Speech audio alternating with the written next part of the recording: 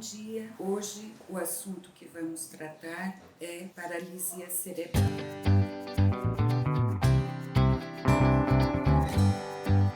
No dia 6 de outubro é comemorado o Dia Mundial da Paralisia Cerebral. E esse dia tem o objetivo de conscientizar a população em relação a esse diagnóstico.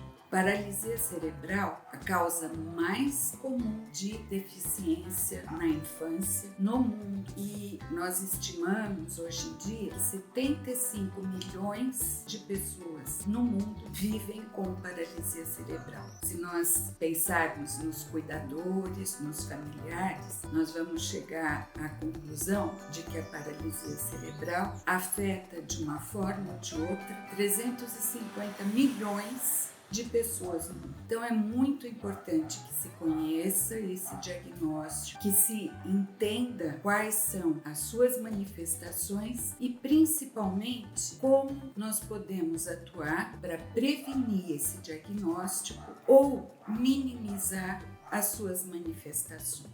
A definição de paralisia cerebral vem mudando muito desde que ela foi descrita pela primeira vez por um ortopedista inglês chamado Little em 1800, nos anos 1800, que foi quem descreveu esse quadro. Hoje, nós temos um foco muito maior na função e no impacto no dia a dia e na participação da pessoa com paralisia cerebral quando pensamos em atuar melhorando esse diagnóstico. Então, a partir de 2007, o diagnóstico que é mais utilizado, que é o diagnóstico que a Organização Mundial da Saúde usa, é paralisia cerebral. É um grupo de desordens motoras que se devem a uma lesão que aconteceu no sistema nervoso em desenvolvimento. Então, nessa primeira parte da definição, nós já temos dois aspectos que são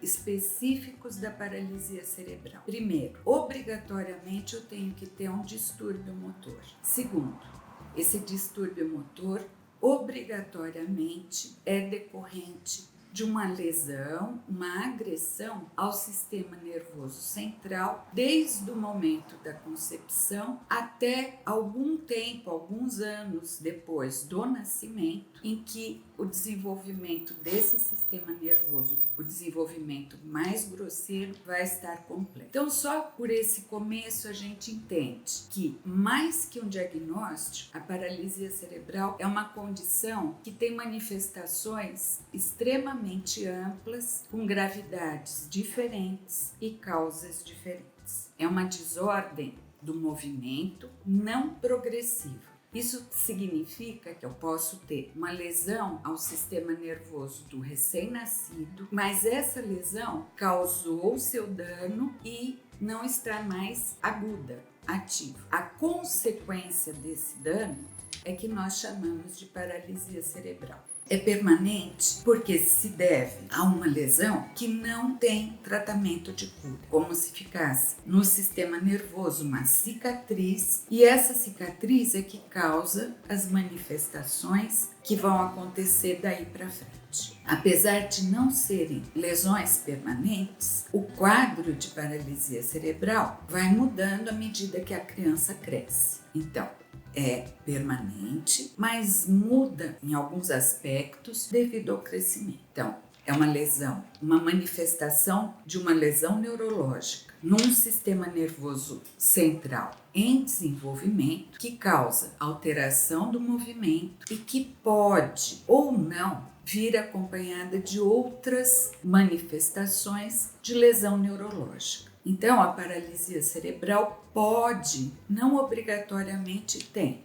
mas pode vir acompanhar por alterações perceptivas, então alterações visuais, alterações auditivas, por alterações da cognição. Então, um número grande de crianças com paralisia cerebral tem uma deficiência cognitiva, mas não todas as crianças com paralisia cerebral vão ter essa deficiência. Muitas crianças podem apresentar, associado ao distúrbio motor, a epilepsia, e como existe um distúrbio motor de base, muitas vezes, na grande maioria das vezes, essas crianças vão apresentar distúrbios músculo-esqueléticos secundários. Então, realmente é uma condição muito abrangente que pode nos remeter a uma criança com déficit leve, que vai ter um desenvolvimento próximo do normal e que vai ter pouco impacto na sua funcionalidade, até crianças com quadro global, generalizado, grave, com várias comorbidades e que vai ter uma funcionalidade extremamente comprometida.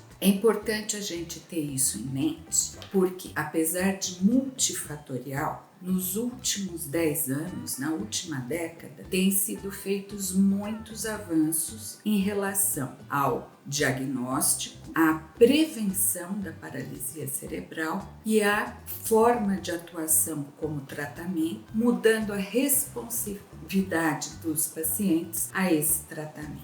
Para a gente ter uma ideia, nos últimos 10 anos, em pacientes desenvolvidos, como por exemplo a Austrália, a incidência de paralisia cerebral diminuiu 30%.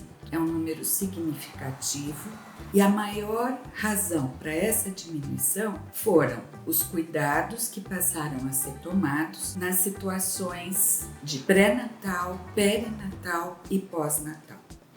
De tudo que foi dito, nós podemos tirar algumas conclusões. Em primeiro lugar, a importância do conhecimento das alterações que podem levar à paralisia cerebral e a importância de todos os profissionais de saúde que lidam com as gestantes e com os recém-nascidos ter um olhar atento para situações que são de risco ou para sinais que nos façam pensar em alguma alteração do desenvolvimento. A importância do diagnóstico precoce é justamente permitir a intervenção o mais cedo possível e de forma a tornar os quadros de paralisia cerebral menos acentuados. Meu objetivo hoje era trazer um pouquinho da atenção que é importante que seja dada a um diagnóstico que é tão frequente e muitas vezes subobservado.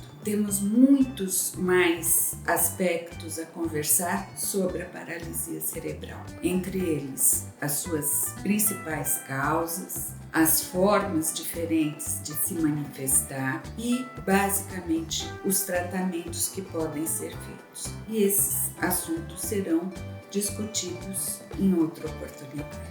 Muito obrigada.